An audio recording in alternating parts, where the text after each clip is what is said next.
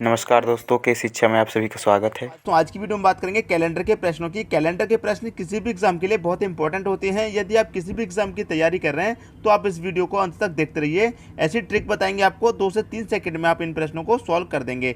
तो चलिए स्टार्ट करते हैं। देखिए क्वेश्चन यहाँ पे लिखा हुआ है, यदि 1 अक्टूबर को रविवार हो तो 1 नवंबर को क्या होगा।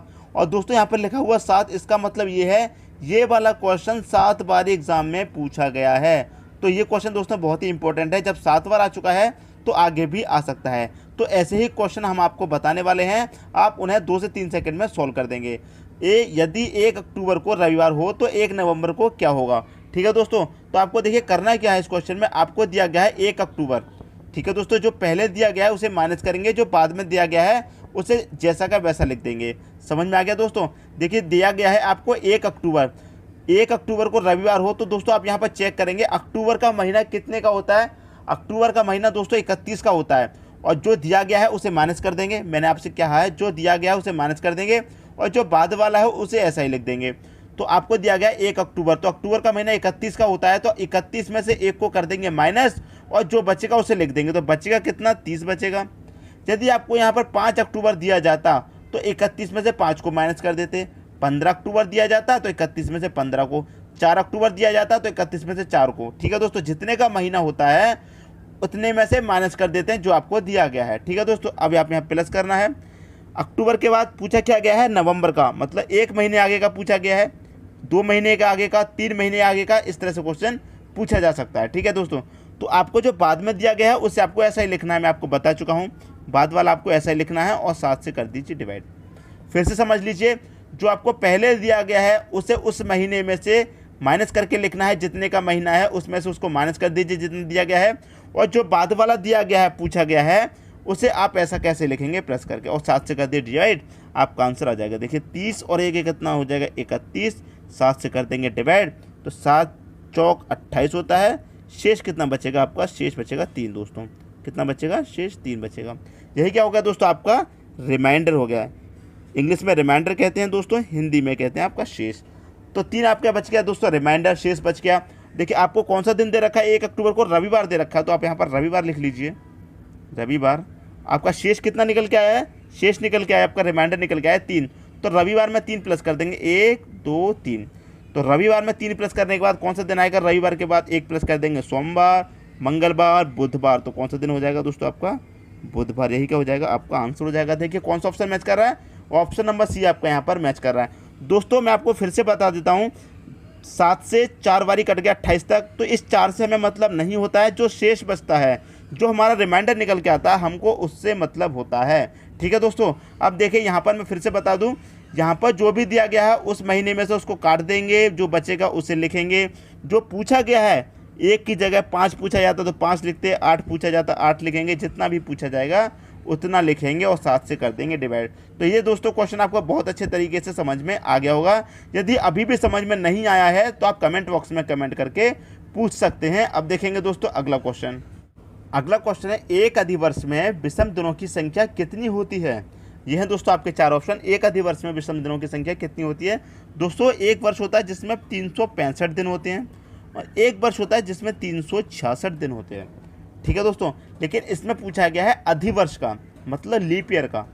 ये होती है दोस्तों आपकी साधारण वर्ष। कौन सी होती है, ये होती है दोस्तों आपकी साधारण वर्ष।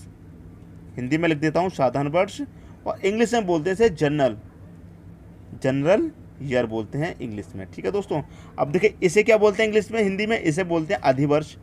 हिंदी में बोलते हैं दोस्तों इसे अधिवर्ष, और इंग्लिश में क्या बोलते हैं इसे, इंग्लिश में बोलते हैं दोस्तों लीप ईयर। ठीक है दोस्तों, अब देखिए फर्क क्या होता है 365 में, 366 में, साधारण वर्ष में और अधिवर्ष में फर्क क्या होता है। दोस्तों फर्क देखिए आपको साफ साफ दिख रहा होगा। साधारण वर्ष में 365 दिन होते हैं, अधिवर्ष में 366 दिन होते हैं। इसका मतलब दोस्तों ये है, जिस वर्ष में 366 दिन होते हैं वो वर्ष आपका लीप ईयर होता है। इसका मतलब है ये पूरा पूरा आपका 4 से कट जाएगा। कितना होगा दोस्तों, ये पूरा पूरा आपका 4 से कट जाएगा, वो होती है आपकी लीप ईयर। और जो पूरा पूरा 4 से ना कटे वो होती है आपकी साधारण वर्ष, मतलब जनरल ईयर। ठीक है दोस्तों, तो आपसे देखिए क्या कहा गया है, आपसे क्या गया है, लीप ईयर अधिवर्ष में विषम दिनों की संख्या क्या है। तो 366 है, तो 366 को आप क्या करेंगे 7 से डिवाइड कर दीजिए। 360 को 7 से डिवाइड कर देंगे तो कितनी बारी चला जाएगा, इसका चला जाएगा दोस्तों 52 बारी चला जाएगा। जो आपका शेष बचेगा, शेष देखिए कितना बचेगा, 2 बचेगा, 2 बचेगा आपका शेष। जितनी बार कट गया इससे कोई मतलब नहीं है, जो हमारा शेष बचता है उससे हमें मतलब होता है। इंग्लिश में कहते हैं दोस्तों आपको इसमें रिमाइंडर, इंग्लिश में क्या कहते हैं रिमाइंडर, हिंदी में कहते हैं शेष। तो शेष कितना बचा आपका 2। तो अधिवर्ष में विषम दिनों की संख्या कितनी होती है, 2 होती है। आपका आंसर हो जाएगा ऑप्शन नंबर बी। आपको ये पूरा सॉल्व करने की कोई ज़रूरत नहीं है, आप इसे मौखिक याद रख सकते हैं। एक अधिवर्ष में विषम दिनों की संख्या कितनी होती है, 2। यदि साधारण वर्ष का पूछ लिया जाए, देखिए साधारण वर्ष का पूछ लिया, इसमें 366 में 2 है, तो साधारण वर्ष में कितनी होगी, 1 होगी, तो 1 आंसर हो जाएगा। तो आप इसे मौखिक याद कर रख सकते हैं। यदि अधिवर्ष में विषम दिनों की संख्या पूछ ली जाए तो 2, यदि साधारण वर्ष में विषम दिनों की संख्या पूछ ली जाए तो 1 हो जाएगा आपका आंसर। ठीक है दोस्तों, तो उम्मीद करता हूँ आपकी समझ में ये क्वेश्चन ही बहुत अच्छे तरीके से आ गया होगा। दोस्तों यदि आप कहेंगे कि मैंने भी आपको बताया था जो 4 से पूरी कट जाए वो होती है आपकी अधिवर्ष, मतलब लीप ईयर होती है। तो देखिए 4 से कटने वाले कौन सी होती हैं, जैसे कि आपको दिया जाए 2016, ठीक है दोस्तों 2020, ये आपको दे दिया जाए 2020, तो ये 4 से पूरी कट जाती हैं। जैसे 4 से काटेंगे 4 पंजे 20 हो जाएगा और 4 चौके 16, ठीक है। तो 2016, 2020 या 2024, 2012 ये जो हमारी वर्ष होती हैं ये होती हैं हमारी लीप ईयर, मतलब अधिवर्ष, जो पूरी 4 से कट जाती हैं। और उनमें फरवरी का महीना 29 का होता है, इसी वजह से इसमें एक दिन और बढ़ जाता है। तो 4 साल बाद एक दिन हमारा बढ़ता है, जो कि 4 से पूरी डिवाइड हो जाती है हमारी लीप ईयर। ठीक है दोस्तों, तो समझ में आ गया होगा पूरी तरह से। अब देखेंगे अगला क्वेश्चन। देखिए अगला क्वेश्चन है, यदि 30 जनवरी 2013 को गुरुवार हो तो 2 मार्च 2013 को कौन सा दिन था। ठीक है दोस्तों, अब देखिए आपको दिया गया है 30 जनवरी, तो मैंने आपको बताया जो दिया गया है उसे माइनस कर देंगे जितने का महीना होता है। तो देखिए जनवरी का महीना होता है 31 का और दिया कितना गया 30, तो 31 में से 30 को माइनस कर देंगे, कितना बचेगा 1 बचेगा, जो बचता है उसे लिख देंगे प्लस। अब देखिए जनवरी के बाद मार्च का पूछा गया है, फरवरी का महीना नहीं दिया गया है, तो फरवरी के भी दिन ऐड करेंगे। ठीक है दोस्तों, तो फरवरी में कितने दिन होते हैं, 28 दिन होते हैं और 29 दिन भी होते हैं। ठीक है दोस्तों, तो हम यहाँ पर 28 दिन लिखेंगे। यहाँ पर कितने लिखेंगे, 28 दिन लिखेंगे, क्योंकि यहाँ पर दिया गया है 2013, तो 2013 आपका 4 से डिवाइड नहीं होगा, लीप ईयर नहीं है। लीप ईयर में एक दिन बढ़ जाता है, मैंने अभी आपको बताया लीप ईयर होती है, अधिवर्ष होता है, उसमें एक दिन बढ़ जाता है, वो वर्ष पूरी 4 से डिवाइड हो जाती है।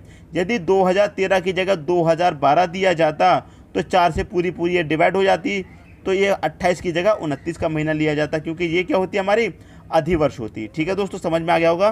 तो हमने यहाँ पर 28 ले लिया, प्लस का जो पूछा गया है वो ले लेंगे, यहाँ पर 2 दिया गया है 2।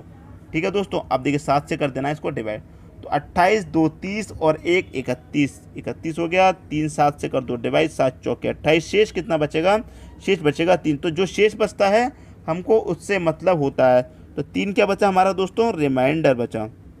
रिमाइंडर कितना बचा, 3। देखिए कौन सा दिन दिया गया है, गुरुवार दिया गया है, तो 3 को गुरुवार में कर दीजिए ऐड, 1 2 3, जितना शेष आया उतना ऐड कर देंगे। ठीक है दोस्तों, गुरुवार के बाद शुक्रवार, शनिवार और रविवार, तो आपका आंसर कौन सा आ जाएगा दोस्तों, रविवार। देखिए कौन सा ऑप्शन मैच कर रहा है, ऑप्शन नंबर आपका डी मैच कर रहा है, यही क्या हो जाएगा दोस्तों, आपका आंसर हो जाएगा।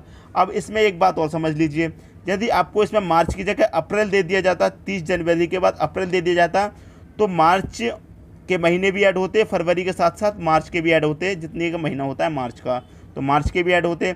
जितने महीने बीच में गैप कर दिए जाएं उतने महीने यहाँ पर लिख लिए जाएंगे। ठीक है दोस्तों, उतने ही दिन उस महीने के लिख लिए जाएंगे, तब आप जा करके ऐड करेंगे। एक और बात समझ लीजिए, यहाँ पर दिया गया है जनवरी के बाद पूछा गया है मार्च का। यदि यहाँ पर मार्च दे दिया जाता और मार्च से जनवरी का पूछा है, मतलब पीछे की तरफ पूछा जाता, देखिए जनवरी के आगे की तरफ पूछा गया है मार्च का, लेकिन पीछे की तरफ पूछा जाता, तो क्या करते दोस्तों, यहाँ पर हमने गुरुवार में प्लस किया है, उतने ही गुरुवार में हम माइनस करते पीछे की तरफ। मान लीजिए 3 हमने आया है शेष, तो 3 हमने प्लस किया है क्योंकि आगे की तरफ पूछा गया है। यदि पीछे की तरफ पूछा जाता तो 3 इसमें माइनस करते, 1 2 3, तो क्या आया था, गुरुवार से पहले बुधवार, मंगलवार, सोमवार, इस तरह से दोस्तों आपका आंसर आ जाता। तो उम्मीद करता हूँ इस क्वेश्चन को भी आप अच्छे तरीके से समझ गए होंगे। अब देखेंगे दोस्तों अगला क्वेश्चन।